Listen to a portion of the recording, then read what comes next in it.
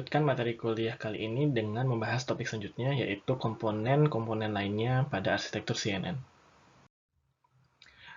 Di topik ini kita akan membahas 4 buah komponen, yaitu non-saturating nonlinear activation function, batch normalization, regularization concept, dan dropout.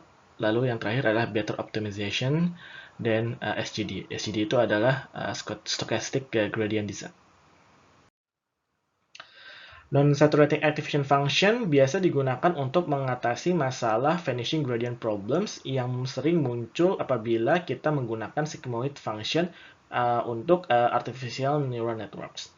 Nah, non-saturating activation function yang paling umum digunakan pada saat ini adalah rectified linear unit atau ReLU.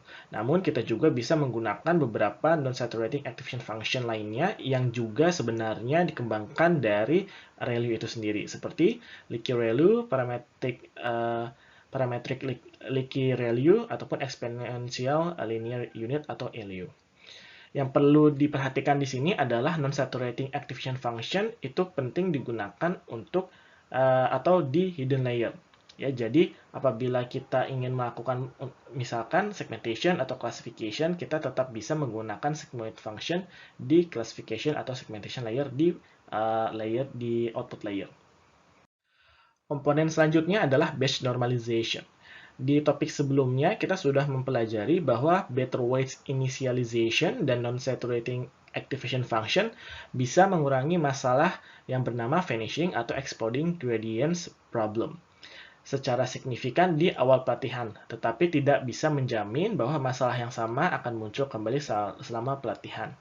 Oleh sebab itulah, batch normalization itu diusulkan pada tahun 2015, di mana batch normalization akan melakukan normalisasi terhadap output dari convolutional layer sebelum dimasukkan ke layer convolutional layer setelahnya atau selanjutnya. Jadi di sini yang paling penting adalah sebenarnya yang kita inginkan adalah sebelum kita memasukkan input ke convolutional layer, maka seluruh input itu harus dinormalisasi terlebih dahulu. Nah, tanpa batch normalization, input dari convolutional layer itu ataupun CNN maka tidak ternormalisasi. Jadi, poin penting adalah kita harus melakukan normalisasi sebelum melakukan atau memasukkan input ke convolutional layer. Nah, di banyak kasus, apabila kita menggunakan batch normalization layer sebagai the very first layer dari neural networks yang kita gunakan, maka kita tidak memerlukan standarisasi ataupun normalisasi. Jadi, kita juga bisa menggunakan batch normalization untuk melakukan normalisasi dan standarisasi terhadap input dari neural network yang ingin kita gunakan. Namun yang perlu diingat juga adalah bahwa kita sebenarnya memang perlu melakukan normalisasi terhadap input dari neural networks dengan cara menggunakan zero mean unit variance normalization. Komponen selanjutnya adalah regularization atau yang biasa disebut dengan regularisasi. Regularisasi adalah setiap modifikasi yang kita buat pada sebuah learning algorithm yang dimaksudkan untuk mengurangi validation error, bukan training error. Yang perlu diperhatikan di sini, validation error adalah performa dari learning algorithm yang sedang kita kembangkan terhadap data yang tidak digunakan untuk training, jadi unseen data ya. Sedangkan kalau di sini training error itu adalah performa dari learning algorithm terhadap data training yang sedang kita gunakan pada saat pelatihan. Jadi di sini harus diperhatikan bahwa validation error ini untuk data-data yang tidak pernah digunakan pada saat training. Nah, ada beberapa regularisasi yang sering digunakan untuk menghindari overfitting. Yang pertama adalah L1 norm and L2 norm. Lalu juga kita bisa menggunakan elastic net yang adalah sebenarnya kombinasi dari L1 norm dan juga L2 norm, dan lalu kita juga bisa menggunakan early stop. Jadi di sini early stop di sini digambarkan pada gambar yang sebelah kanan ini, di mana kita bisa melihat ada dua buah grafik. Yang pertama yang biru ini adalah validation error, dan yang merah ini yang garis putus-putus ini adalah training error. Nah, di sini kita bisa memberhentikan proses training, di mana digambarkan dengan tulisan epoch di sini, dimulai dari 0 sampai 500. Kita bisa lihat bahwa pada titik ini yang ditulis sebagai base model, kita bisa lihat bahwa validation error-nya itu kembali naik setelah melewati titik ini. Nah, pada saat titik inilah kita bisa menghentikan proses training kita dan mendapatkan model terbaik untuk unseen data yang akan digunakan pada saat prediction. Jadi bisa kita lihat pada saat di sini kita lihat validation error itu lebih meningkat dibandingkan sebelumnya, padahal training errornya itu tetap turun. Ya, jadi hal ini yang tidak ingin kita kehendaki, di mana validation errornya tinggi padahal training errornya itu rendah. Jadi kita berhentikan proses training di sini. Nah, pada saat yang sama kita juga harus mengingat bias and variance trade-off, di mana deep neural networks biasanya memiliki banyak sekali parameter, dan di mana kita harus menemukan jumlah parameter yang paling tepat untuk digunakan dan bisa menyelesaikan permasalahan kita secara efektif dan efisien.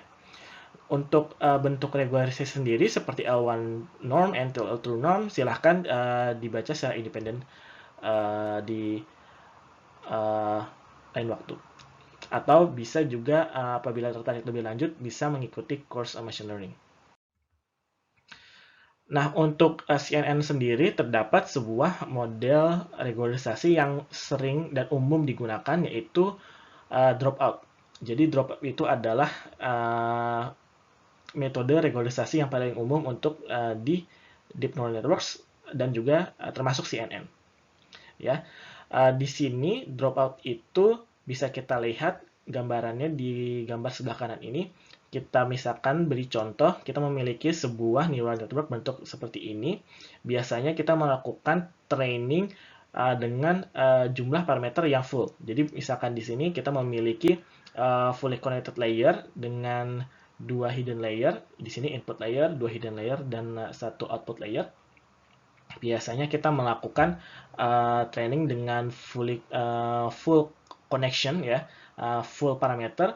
Namun di dropout setiap neuron ini, ya, setiap neuron ini memiliki probabilitas P untuk dihilangkan pada saat training. Jadi bisa kita lihat apabila kita memiliki misalkan neuron ini dihilangkan pada saat training, maka kita memiliki hubungan atau parameter yang lebih sedikit dibandingkan dengan biasanya. Nah, yang harus diperhatikan bahwa neuron yang di drop ini bisa berbeda-beda pada saat setiap step ataupun epoch, ya. Jadi karena neuron yang aktif itu berbeda-beda pada saat training, maka kemungkinan untuk terjadinya overfitting akan sangat berkurang karena jumlah parameternya akan juga berkurang.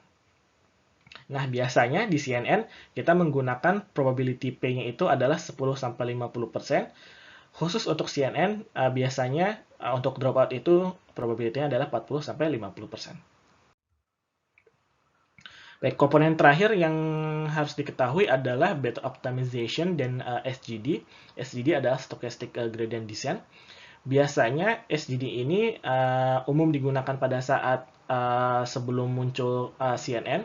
Namun dari berbagai studi yang telah dilakukan bisa disimpulkan bahwa SGD itu tidak cukup digunakan untuk melakukan optimasi artificial neural network, karena sangat lambat dan memungkinkan kita untuk terjebak di lokal minima ataupun di saddle point. Bisa dilihat di sini, yang merah ini adalah titik yang digunakan untuk menyelesaikan sebuah permasalahan menggunakan SGD. Di sini bisa dilihat ini adalah space dari cost function-nya. Yang merah ini adalah titik pencarian menggunakan SGD. Yang hijau ini untuk menggunakan momentum. Dan ini adalah misalkan ada banyak sekali optimization method yang sering digunakan seperti RMS probe ataupun ada delta ataupun juga ada grade. Bisa kita lihat untuk SGD pada saat penghitungan terjebak di saddle point di sini, ya. Namun optimization method lainnya seperti ada delta bisa kita lihat dengan mudah melaju ke titik bawah sini yang sebenarnya titik optimumnya, ya, titik global optimumnya bisa kita lihat. Ada delta misalkan di sini sangat cepat untuk terjun dari titik asal ke titik optimum. Baik, itu saja topik yang di-cover di topik kali ini, yaitu komponen-komponen lain di CAN. Terima kasih.